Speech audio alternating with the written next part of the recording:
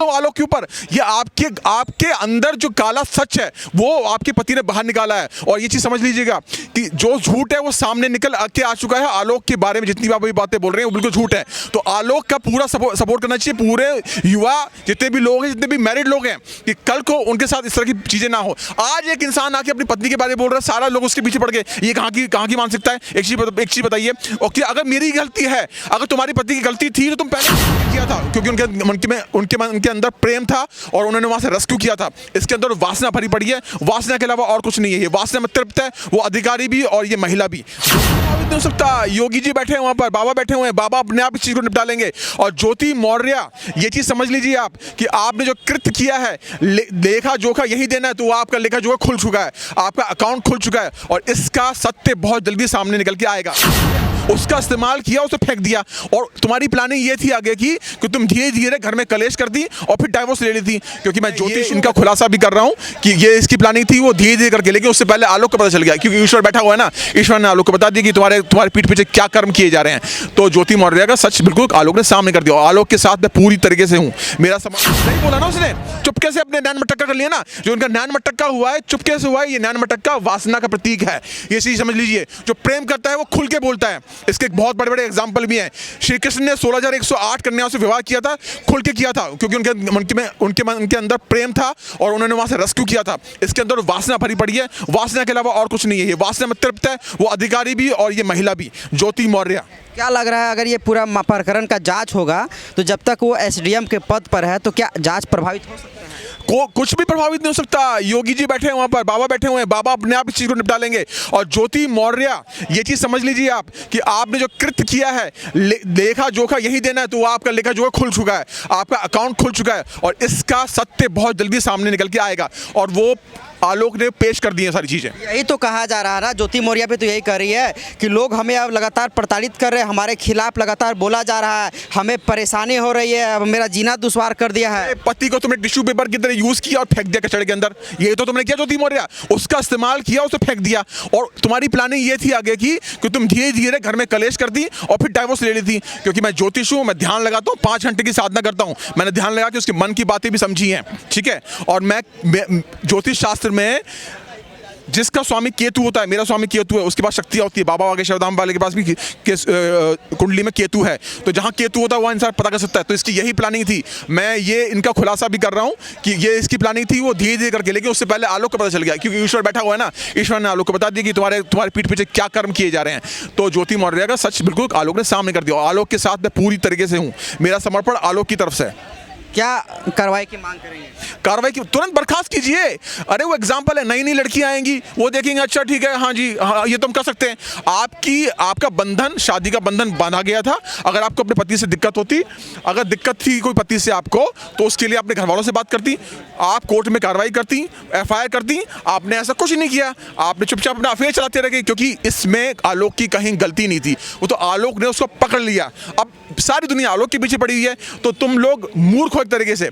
एक इंसान जो पहले आके बोल रहा है वो क्यों बोलेगा? अगर उसका खुद का दामन गंदा था तो कभी आके नहीं बोलता, क्योंकि इस प्रकार के रिश्ते भी चलते हैं। पति कहते हैं कि मैं अपना इस प्रकार रिश्ते चलाऊंगा और पत्नी अलग चलाती है। लेकिन ज्योति मौर्य के जो काले कुकर्म थे वो आलोक ने बाहर निकाले, इसलिए वो ऐसे कर रही है। आप ज्योति मौर्य के चेहरे पे देखिए ना, कहीं शर्म का कोई प्रतीक नहीं दिखता, कहीं उसके चेहरे पे इस प्रकार की चीज़ नहीं दिखती है कि उसको जरा से भी इस बात का गम हो कि हाँ मेरे साथ क्या हुआ, क्योंकि वो लिप्त है उसके अंदर। एक सोशल मीडिया पर लगातार पोस्ट चल रहा है, आपने भी शायद देखा होगा, बेटी पढ़ाओ बीवी मत पढ़ाओ।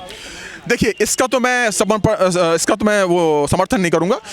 एक महिला गलत हो सकती है, एक पुरुष गलत हो सकता है। इसका मतलब ये नहीं कि हम हर किसी के साथ ऐसा व्यवहार करें, ये तो गलत है। हमें अपनी बीवियों का पूरा समर्थन करना चाहिए, लेकिन बीवी को भी सोचना चाहिए कि अगर आपका पति आपको सपोर्ट कर रहा है तो आप उसके साथ रहें, ना कि छोड़ के मायके भाग जाएं, ठीक है, या फिर उसके अलावा दूसरे चक्कर चला लें। तो हर किसी को सजा नहीं देनी चाहिए।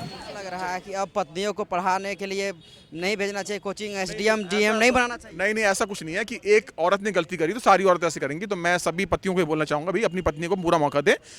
किसी की मानसिकता को हम बदल नहीं सकते और 5 उंगली बराबर नहीं होती, तो सबको ये चीज नहीं करनी चाहिए। ज्योति मौर्य के ससुर कह रहे हैं कि जब ये SDM PCS अधिकारी बनी थी, PCS क्वालिफाई किया था, मुझे बहुत खुशी थी। मुझे बहुत खुशी थी और मैं ये ठान के रखा था सभी बहुओं के साथ ऐसा ही करेंगे, लेकिन अब दिल टूट गया है।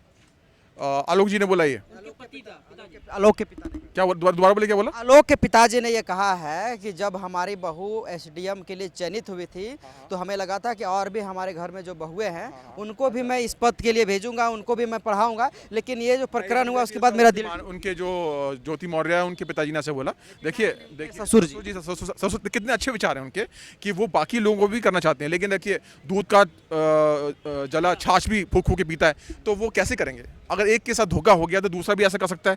तो ये जो मानसिकता जो बदल रही है कई महिलाओं की, तो उसको बदलने की आवश्यकता है। तो मैं उनके पिता को बोलूंगा ऐसा ना सोचें, एक ने गलत कर दिया, धोखा कर दिया, तो बाकी को आप मौका जरूर दीजिए। ये इससे आपके संस्कार दिखते हैं और आपके बेटे के अंदर आपके संस्कार हैं, जिसने एक महिला को एक उच्च पद पे पहुंचा दिया। अदरवाइज पति क्या करते? पति अपना साथ देखते हैं, पत्नियों घर में छोड़ देते हैं घर का चौका बर्तन करने के लिए, लेकिन उसने अपनी पत्नी को मौका दिया।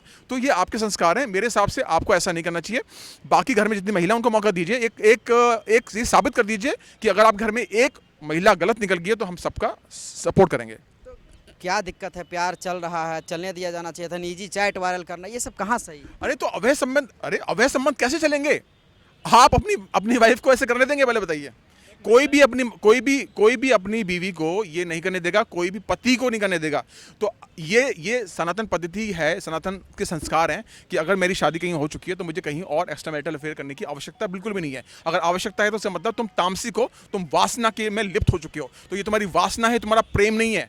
अगर तुमको ये प्रेम दिख रहा है तो मैं पूर्ण रूप से बोलूंगा, क्योंकि मैं एक ज्योतिष भी हूं, तो मैंने इनकी कुंडली भी देखी है, ये पूर्ण रूप से वासना में लिप्त है कुंडली के हिसाब से भी, इनकी मानसिकता। और मैं भी ध्यान लगा के चीजें पता कर सकता हूं। तो जिस वक्त मैंने ज्योति मौर्य के बारे में जब ध्यान लगाया तो मुझे यही दिखा, पूर्ण रूप से वासना और एक डोमिनेंट नेचर जो जिसे हम कहते हैं, वो उनका नेचर है। मतलब आपने अगर देखा जाए तो आपने ध्यान लगा कर देखा, विस्तार से एक बार बताइए कि दोनों के पूरे मामले को अगर देखा जाए तो आलोक के बारे में क्या लगता है? उसका भी तो कहा जा रहा है कि 3 गर्लफ्रेंड रखा हुआ है। देखिए, ऐसा अपने बचाव में हर महिला ऐसे ही बोलती है कि देखो तुमने गलती करी तो मैं भी गलती कर रही हूँ। चलो आलोक जी की 3 गर्लफ्रेंड है, तो तुमको ये करने की आवश्यकता क्या थी? तुमको कोर्ट में जाना चाहिए था। आलोक जी के खिलाफ तुम्हें एक FIR दर्ज करनी चाहिए थी कि ये मुझे धोखा दे रहा है, इसकी 3 गर्लफ्रेंड है। तुमने ऐसा तो कुछ नहीं किया, तुमने सीधा अपना अफेयर कर लिया। तो इसका मतलब क्या है कि तुम गलती पे हो। अब उस इंसान ने तुम्हारे बारे में सब कुछ बता दिया। जब तुम्हें समझाया गया, उसका एक वीडियो और भी वायरल है जिसमें वो उल्टा सीधा उसके माँ बाप को कह रही है। तो उस वीडियो को देखने के बाद सब समझ में आता है कि उस महिला की मानसिकता कितनी विकृत है। कहीं ना कहीं अगर देखा जाए तो जो आलोक हैं वो रोते हुए पाए गए हैं। तो क्या लगता है कि एक महिला आयोग जिस तरह से महिलाओं के लिए होता है, तो पुरुष आयोग की आवश्यकता नहीं है? पुरुष आयोग ऑलरेडी है, लेकिन लोग पुरुष के उसमें जाते नहीं है, एक्टिव नहीं है लोग। एक्टिव नहीं है। अगर आज गलती से किसी लड़की को धक्का लग जाता है किसी लड़के के द्वारा, तो सारे के सारे लोग उस पुरुष को पीटना शुरू कर देंगे। लेकिन जहाँ पे किसी महिला के साथ अभद्र व्यवहार होता है, वहाँ सारे के सारे लोग सामने आ जाते हैं। तो ये जो ऊंच नीच की बात है बिल्कुल नहीं, क्योंकि हमारे सनातन धर्म में शक्ति को प्रथम रखा गया है, पुरुष को नीचे रखा गया है। ज्योति मौर्य की तरफ से कहा जा रहा है कि ये लोग हमें दहेज मांग रहे हैं, ये लोग हमें प्रताड़ित कर रहे हैं, अब इसीलिए हमें फंसाने के लिए पूरा किया। पहले कार्रवाई क्यों नहीं करी ज्योति मौर्य? आपने पहले कार्रवाई क्यों नहीं करी? अब निकल के क्यों आ रहे हो आप पहले बाहर निकलिए। आपको पहले आना चाहिए था। जब आपकी चोरी पकड़ी गई, आप उनकी कमियां निकाल रहे हो, तो आप ये सरासर झूठ बोल रहे हो। क्योंकि मैं जानता हूं आपकी मानसिकता, क्योंकि मैं फेस रीडिंग भी करता हूं। मैं समझ गया था उसी वक्त कि ज्योति मौर्य झूठ बोल रही है। और देखिए, पूत के पांव पालने में दिख जाते हैं, वो आलोक के चेहरे से पता चल रहा है। और उसके चेहरे को आप कभी देखिए, ज्योति मौर्य का ऐसा चेहरा दिखता है, सख्त चेहरा, जो कोई गलती नहीं करी। एक इंसान गलती करता तो उसको मानता भी है कि हाँ मैंने गलती करी है, तुम्हारे सबूत सामने आ चुके हैं, और तुम अपनी गलती किसी और पे थोप रहे हो। तो ज्योति मौर्य तुम्हारा ये सब चलने वाला नहीं है बिल्कुल भी। अधिकारी है तो सख्त चेहरा नहीं रहेगा है? अधिकारी है, सख्त चेहरा रहेगा नहीं न्याय के लिए? अरे न्याय, आप जनता की सेवा के लिए सख्त चेहरा बना के रखिए, और वहां सख्त चेहरा बनाने की आवश्यकता नहीं होती है। वहां बैलेंस में रहना चाहता है, बैलेंस में रहना चाहिए। एक अधिकारी को अगर देश की सेवा करनी है तो बैलेंस रहना पड़ेगा। सख्त चेहरा बना के मत घूमिए, सॉफ्ट रहिए। अगर आप सॉफ्ट ही नहीं है, आप अपने घर में अगर एक महिला अपने घर में अपने पति को धोखा दे सकती है, तो सीट पे बैठ के क्या करेगी, ये सोचिए आप। तो ये पति ने तो आरोप भी लगाया है ना कि अवैध तरीके से घूस लेते थे। एसडीएम पर आरोप लगाया, लोग ने कहा कि घूस लेती थी, उसका पूरा काला चिट्ठा योगी को सौंपा है उन्होंने। हाँ, तो काला चिट्ठा निकल के बाहर आएगा, मैं आपको बता रहा हूँ। ये बिल्कुल सही है। एक इंसान किसी कृत्य में लिप्त हो, वासना में लिप्त हो, तो बाकी की बीमारियां में साथ में लग जाती हैं। वो अवैध रूप से पैसा जो अपने पति की नहीं हुई, तो इस देश में जब उस कुर्सी पे बैठी है तो उसमें समाज की कैसे हो सकती है? कॉमन सेंस वाली बात है। एक बेचारा पुरुष निकल के आ रहा है, अब सब पुरुष के ऊपर चढ़ने पे तैयार हो गए कि भैया तो आलोक की गलती। आलोक की गलती बिल्कुल भी मुझे किसी भी जगह से नहीं दिखाई देती है। तो आपको क्या लगता है कि ज्योति मौर्य को कुछ सज़ा मिलना चाहिए? ज्योति मौर्य को बर्खास्त कर देना चाहिए और योगी जी को इस पर बहुत सख्त स्टेप लेना चाहिए, क्योंकि वो एक उच्च पद पे बैठी हैं। उसको देख के समाज में जो धारणा बनती है वो गलत ही बनेगी। मतलब सीधे बर्खास्त करना चाहिए। बिल्कुल बर्खास्त कर देना अभी चाहिए। तो जांच होना चाहिए, जांच में पता चलेगा, हो सकता है आलोक गलत हो। अरे तो मैं वो जांच करने की बात कर रहा हूँ, जांच की बात जांच कीजिए, उसमें वो गिल्टी शो करेंगे, उनको तुरंत निकाल देना चाहिए। और मेरे हिसाब से तो उनको ऑफिस में घुसने देना बिल्कुल भी नहीं चाहिए। तुमने अपने ही अधिकारी के साथ अवैध संबंध बना लिए। एक इंसान होता है कि एक मोहल्ला छोड़ के कहीं जाता है, तुमने अपने ही ऑफिस में किसी से अवैध संबंध स्थापित कर लिए। ये प्यार था। ये प्यार नहीं था भाई साहब, वासना थी। क्या प्यार की बातें करते हो? प्यार